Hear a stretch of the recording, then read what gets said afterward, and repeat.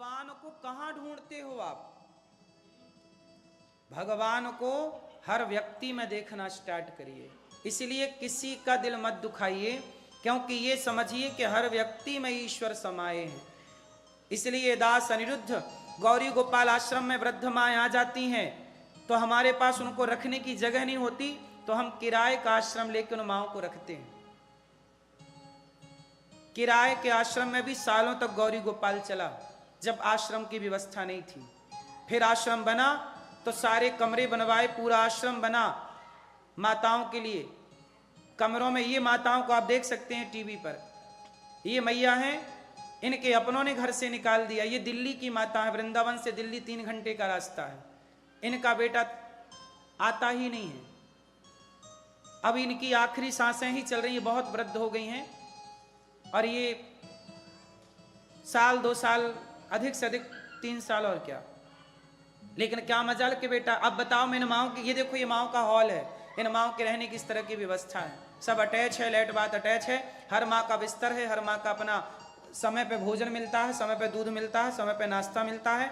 अब बताइए मैं इन माओं को फुटपाथ से उठा के ले आता हूँ, कई बार मुझे फुटपाथ पर मिल जाती हैं, फुटपाथ से ले आता हूँ। जरूरतमंद जहां मिल जाए, कोई बेटा अपनी माँ को छोड़ के चला जाता है, मैं उनके पांव दबाता हूँ। बताइए इन माओं की सेवा करना धर्म है या अधर्म है? इसलिए आप ही बताइए, इन माओं की सेवा करके हम ठीक कर रहे हैं कि गलत कर रहे हैं? इन माओं के चरण जब हम दबाते हैं तो हमें यही लगता है कि हम माओं के पांव नहीं, भगवान के पांव दबा रहे हैं, क्योंकि ये रूप ईश्वर का ही है। आप कैसे पहचानेंगे? इसलिए कहता हूं कि इन माओं की सेवा आप भी करिए।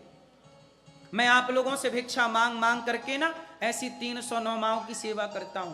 आपके बीच में आया हूं तो केवल इसलिए कि इन माओं के लिए 2 रोटी कमा के ले जाऊंगा और माओं की सेवा करूंगा, क्योंकि इन माओं के लिए रोटी तो चाहिए। अब आप सोचिए, आपके परिवार में कितने लोग हैं? 5 लोग होंगे, 6 लोग होंगे, 7 लोग होंगे। आप पूरी जिंदगी 5 लोगों के लिए कमाते हैं, आप पूरी जिंदगी ज्यादा से ज्यादा 10 लोगों के लिए कमाते होंगे, हाँ या ना? लेकिन ये दास अनिरुद्ध, हमें कमाना पड़ता है इन माओं के लिए।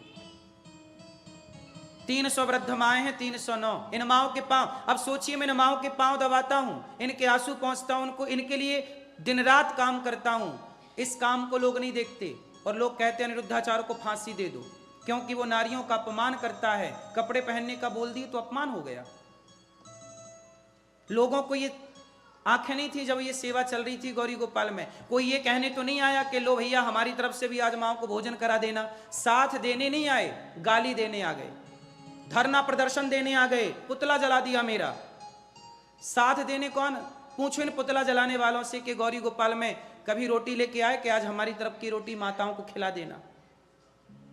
रोटी देने वाले नहीं है साहब, गाली देने वाले ढेर हैं। और इतनी गालियां खाने के बाद भी मैं आप लोगों से रोटी की उम्मीद करता हूं कि आप इन माओं को रोटी देंगे। आज के युग में सबसे कठिन काम यही है, बुरा करेगा कोई, उसे कोई कुछ ना बोलेगा।